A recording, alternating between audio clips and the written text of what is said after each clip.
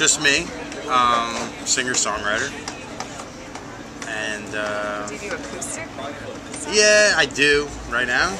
I mean, I just toured with Ryan Cabrera and Howie Day, and we just did like solo acoustic shows, but it was awesome.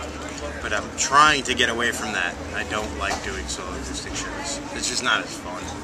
So I'm working on a record now in Brooklyn with a really cool producer. Just did a really big hip-hop record with the Black Keys and Most Def and stuff like that. So trying to go for a different sound, and we'll see.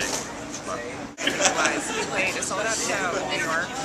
yeah. Was that recently? Yeah, it was, I guess, in the fall. I did a residency. Oh, the Highline show. Yeah, that was awesome. I did the Highline and did really, really well. And then I did a residency before that at the Living Room, which was like every Monday for 4 weeks. And I think that's what kind of built up to being able to play bigger shows in the city. And you kind of like encouraged everyone who bought your CD to like burn it and give it out to their I did. I got in trouble. It's actually funny to say because I got in trouble. The last show I did on the Howie Day tour, it's like I don't really want to bring my CDs back on the plane. It's a pain in the ass. And I was like, look, I do this every once in a while. It's like, look, you know, whatever you want to pay for the record, I don't care. Whether you pay something or if you don't. And so people just bombarded me, and I was out of CDs. Like I only had like 70, and I was out of them before I even came off stage. And I was like, oh, what happened? Because it just feels like they're getting something where I don't care if they burn it. I just want it to spread. So I don't care if they burn it. I don't care what they pay for it, because I'm not really, you know, I don't have a record label to answer to. So I'm able to do that. Why not? I think that's good. That's like the best way, I think, just to like get your name out there and get I mean, like music. Because I remember going on LimeWire and downloading records myself, and so I hope people don't do that now because it's really bad. But I mean, the idea of it is like it's the reason bands got big. It's like and it worked. So one of your songs was featured on the Real World Brooklyn. Yeah. How was that experience? I had one in Real World Brooklyn, and I had another one in another show, another Real World show. But it was good.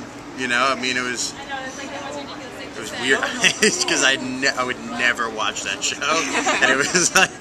Well, that's why I thought you lived in Brooklyn. I'm like, oh, it was okay. just all like watching it was like awful. It was just, but it was painful. But it was cool. My song came up, and then like they had it on the bottom, and it was fun.